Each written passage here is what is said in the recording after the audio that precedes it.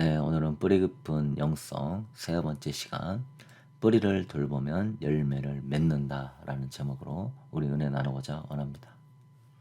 예. 잠언서 12장 3절에 사람이 악으로서 굳게 서지 못하거니와 의인의 뿌리는 움직이지 아니하느니라. 아멘. 뿌리 깊은 영성 세 번째 시간인데요. 악한 자가 형통하는 것 같고 악한 자가 나라를 정복한 것 같고 세계를 지배할 것 같아도요. 결단코 그들은 굳게 서지 못할 것입니다. 왜? 하나님이 통치하시고 하나님이 역사의 주관자이기 때문에 저들의 결말은 이미 심판으로 결정되어 있고 잠시 발악할 뿐이지 결국은 하나님께서 다시 영적 대각성 운동으로 부흥 운동으로 하나님 나라 세울 것입니다. 그래서 우리는 악인에 속한 자가 되지 말고 의인이 되었고 특별히 뿌리가 깊게 내려서 열매 맺는 여러분 되어야 되는 것이죠. 신약 성경에 보면은 열매라는 단어가 무려 66번이 나옵니다. 좋은 나무에 나쁜 열매가 맺지 못하고 나쁜 나무가 아름다운 열매를 맺지 못한다. 주님은 열매로 그들을 알 것이다. 그래서 우리도 사람을 보면서 무슨 말로 사람마다 말을 잘하는 사람이 있고 사기꾼은 얼마나 말을 잘합니까? 또 영성의 사기꾼 얼마나 말을 잘합니까?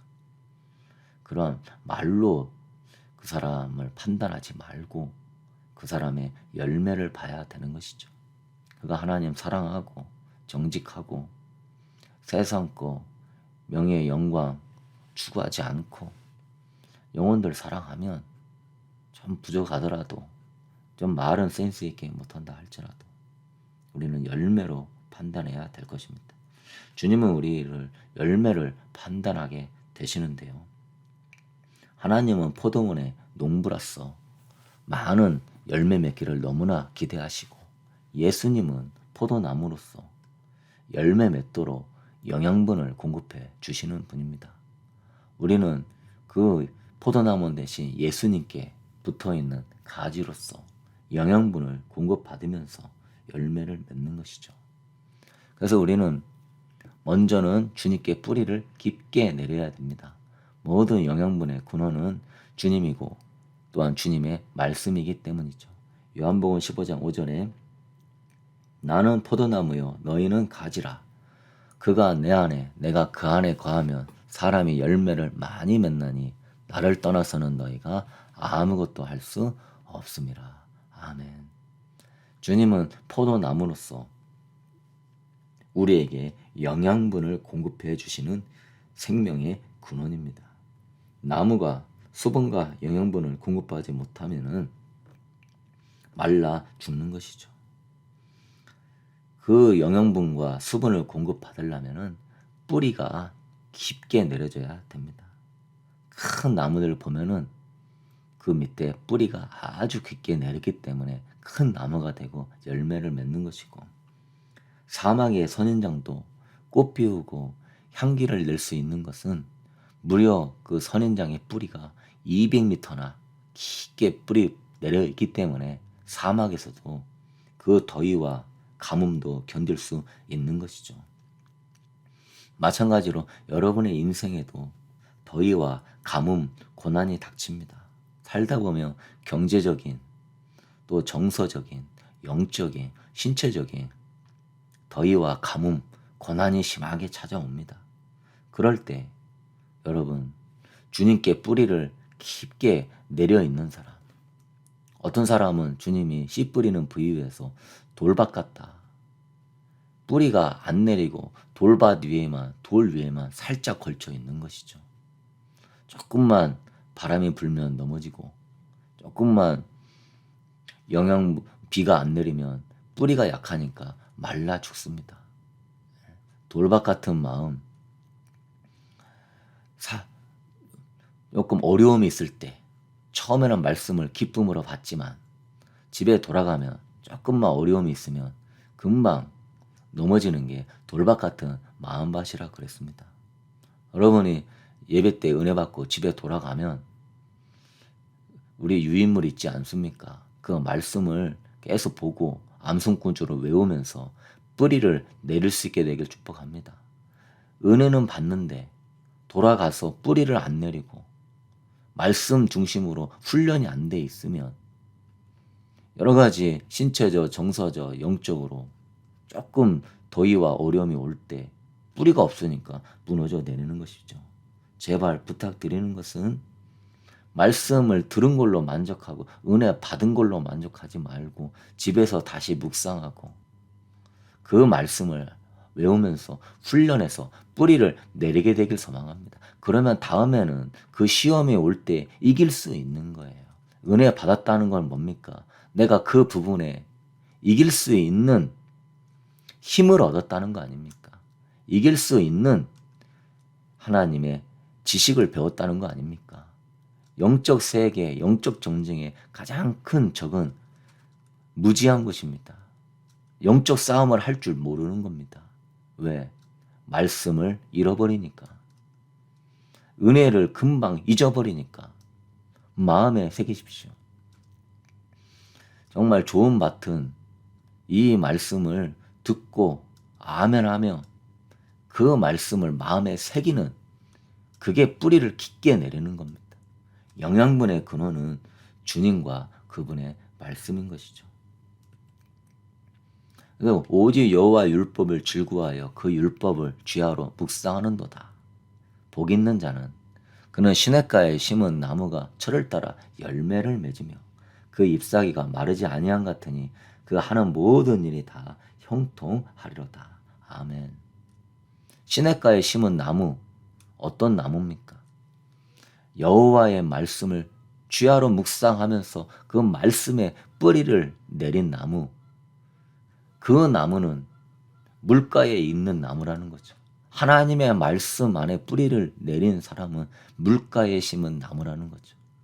철을 따라 열매를 맺을 수밖에 없다는 거죠. 잎사귀가 마르지 않는다는 거죠. 왜? 시냇가에 심겨졌기 때문에 계속 물의 공급을 받는 것처럼 말씀에 뿌리를 내린 사람은 그 말씀이 자기를 계속 은혜 안에 이끌어 주기 때문에 잎사귀가 마르지 않고 하는 일마다 형통하게 되는 것입니다.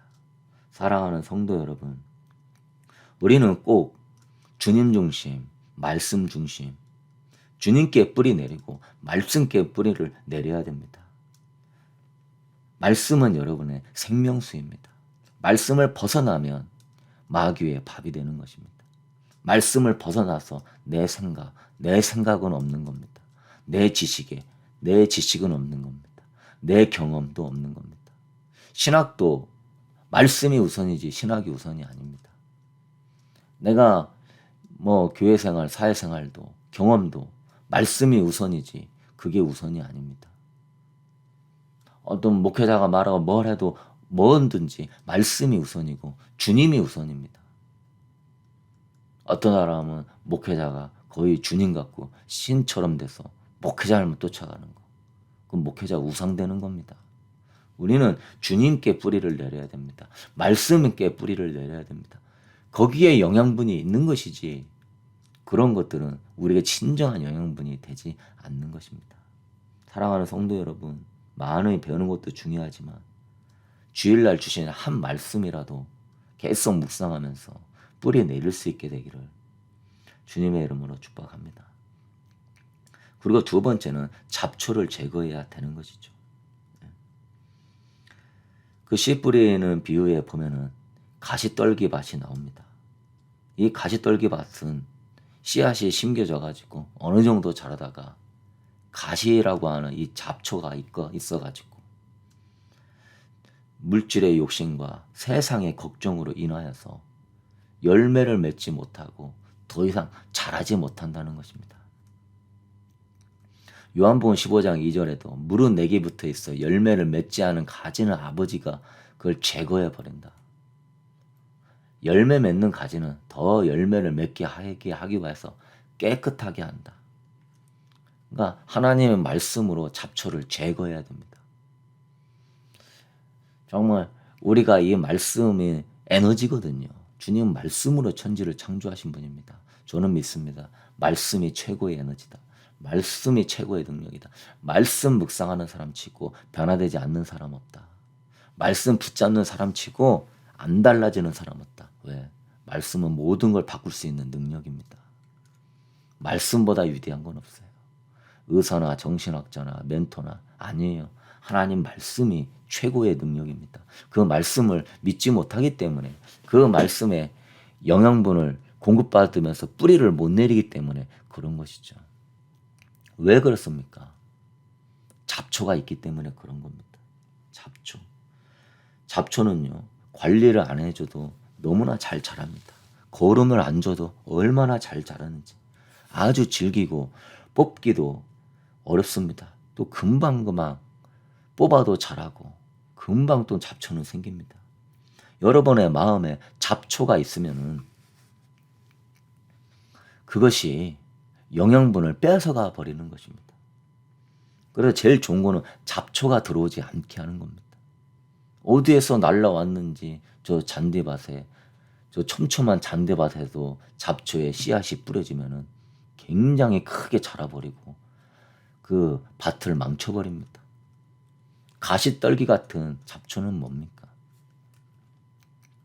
가시떨기에 뿌렸다는 것은 말씀은 들었으나 세상의 염려와 재물의 유혹에 말씀에 맡겨 결실하지 못하는 자요. 여러분, 우리는 1%도 욕심의 잡초를 심겨주면 안 됩니다. 남들이 뭐 투자했더니 잘 되더라. 뭐 하니까 잘 되더라. 참고만 하십시오. 욕심 들어가가지고 주님께 물어보지 않고 주님으로부터 영양분을 공급하면서 우리는 주님과 동행해야 되는데 누가 무슨 사업했더니 잘 되더라. 또 혹해가지고 거기 갑니다. 거기가 욕심의 잡초가 자란 것이지 하나님의 말씀의 은혜가 자란 게 아닙니다. 하나님의 인도하심의 은혜가 자란 게 아니에요. 욕심의 잡초가 막 자라나니까 하나님께 묻고 해야지 기도했더니 욕심의 잡초가 나를 막 끌고 가는 겁니다. 그런 사람들 숱하게 많습니다. 뭐 또 망하면 또 못 찾고 뭐 망하면 못 찾고 저도 20대 때 많이 그래와서 잘 알고 있습니다. 제가 경험자입니다. 그거 가지고 새벽 기도하고 철야 기도하고 죽기 살기로 기도하고 결국은 시간과 돈만 허비합니다. 욕심의 잡초를 제거하시게 되기를 소망합니다. 절대 누가 잘 됐다고 뭐 하면 된다고 쫓아가지 마십시오. 말씀의 뿌리가 내려서 주님이 당연히 열매 맺게 해주시는 겁니다. 그 열매는 성령의 열매인 겁니다. 성령의 인도하심과 성령의 9가지 열매와 성령의 은사들과 성령님의 역사하심의 열매로 복된 사람 만나고 복된 길이 열리고 저절로 되어지는 일들입니다. 하나님이 주관해가는 일들입니다. 욕심의 잡초 제거하십시오. 그것이 여러분의 인생의 10년, 20년을 망칠 수 있습니다. 걱정의 잡초 제거하십시오. 그게 성령의 역사를 해방합니다. 상처의 잡초를 제거하십시오. 그냥 순간순간 그 상처가 내 마음을 사로잡으니 내가 성령의 사랑과 희락, 화평, 자비, 양선, 충성, 온유, 절제 이런 아름다운 열매들을 못 맺게 하고 나도 힘들고 남도 힘들게 합니다. 판단의 잡초 제거하십시오. 판단 들어오면 그 뒤부터 기도가 안 되고 사람이 미워지고 교회가 가기 싫어집니다. 우리가 주님께 뿌리를 내리는데 꼭 이 뿌리를 잘 관리해야 됩니다. 그러려면 뭐 해야 됩니까? 적극적으로 잡초 제거해야 됩니다. 농부가 씨 뿌리고 잡초 제거하는 거 열심히 안 하면 가을에 열매 하나도 못 거뒀습니다. 부지런한 농부는 논밭에 나가서 구슬땀을 흘리면서 열심히 잡초를 뽑죠. 그러면 나중에 결실을 풍성하게 얻는 것입니다. 여러분 마음밭이 가시떨기입니까? 은혜 받고 돌아가면 또 염려와 욕심, 걱정, 가시떨기를 제거하십시오. 성령의 불로 소멸하십시오. 말씀으로 뽑아버리십시오. 안 돼, 몰라, 난 주님께 맡깁니다. 염려한다고 되는 거 없고 욕심 가진다고 나아지는 거 없습니다. 주님, 잡초 제거가 중요합니다. 부지런히 잡초 뽑으십시오. 주기도문이 중요합니다. 자기 성찰 9가지 기도 있잖아요. 예전에 유인물도 드렸는데 그거 보면서 내가 하나님 중심으로 위의 것을 찾는 사람 중심으로 하나님의 영광을 위한 것이 나의 목적이고 삶의 비전이 될 수 있도록 하나님의 나라가 나의 뜻이고 나의 소망이 될 수 있도록 여러분 자기 성찰 잘 할 수 있게 되기를 축복합니다. 결국은 힘든 건 똑같아요. 그러나 누가 더 힘들고 누구는 덜 힘들고 왜 잡초를 안 뽑으면 계속 더 힘들게 느껴지는 겁니다. 잡초 뽑읍시다. 아멘. 성령님께 물어보고 뽑읍시다. 세 번째는요. 열매를 보호해야 됩니다. 이제 주 안에 있다 보면은 또 잡초도 뽑고 하다 보면 이제 열매가 설설 생깁니다. 거룩함의 열매, 믿음의 열매, 예배의 열매, 성령의 기름 부음의 은사와 봉사, 전도, 찬양 그런 열매들이 막 맺힙니다. 그래서 은혜 받고 주님께 뿌리가 내려지면 그러면서 잡초를 제거하기 시작하면은 열매가 나와요. 우리 교회는 거룩함의 열매, 예배의 열매, 찬양의 열매, 찬양의 기름 부음이 강하고 예배의 성령의 기름 부음이 강합니다. 마귀가 그 열매에 못 맺도록 하기 위하여서 계속 예배, 찬양 이런 것만 공격해요.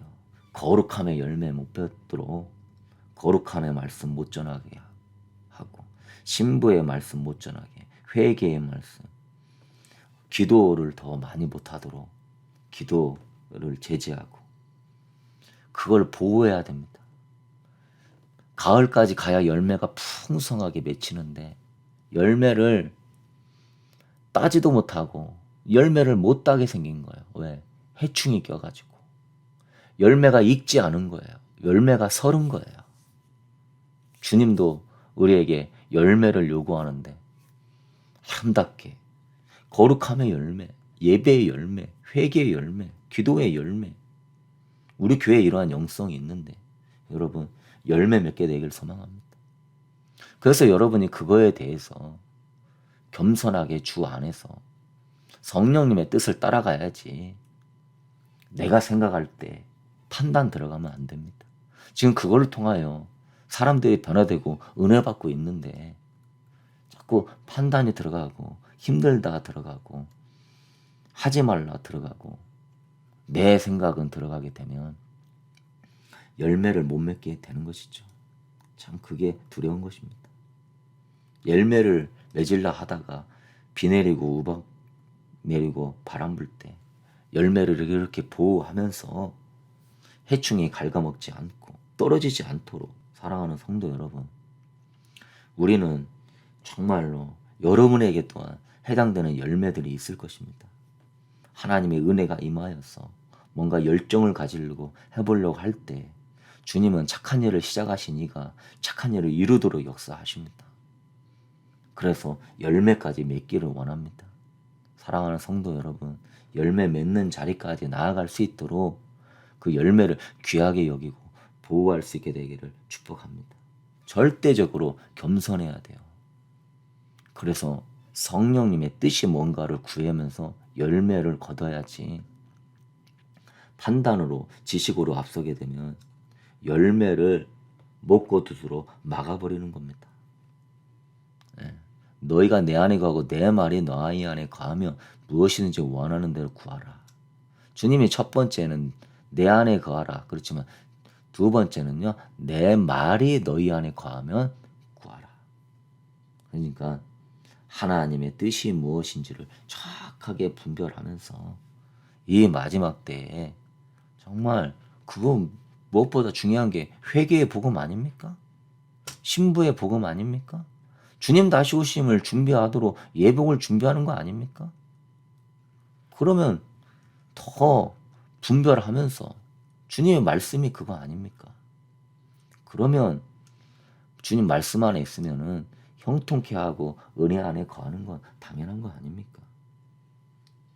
사랑하는 성도 여러분, 그리스도인들이 노력도 중요하지만 제일 중요한 거는요, 주 안에 있는 거예요. 열매를 맺으려면, 열매를 보호하려면 항상 주 안에 있어야 됩니다. 항상 말씀 안에, 성령님의 뜻 안에 있어야 됩니다. 열심은 내지만 주 안에 있지 않아서 열매까지 못 나가는 사람들이 많습니다. 중간에 포기하거든요. 중간에 그냥 자기 인간적인 생각 쫓아가거든요. 뭘 열심히 하기보다 계속적으로 우리는 주 안에 있으면서 열매를 키워가야 되는 겁니다. 사람이 마음으로 자기의 길을 계획할지라도 그 걸음을 인도하시는 여호와시니라. 아멘.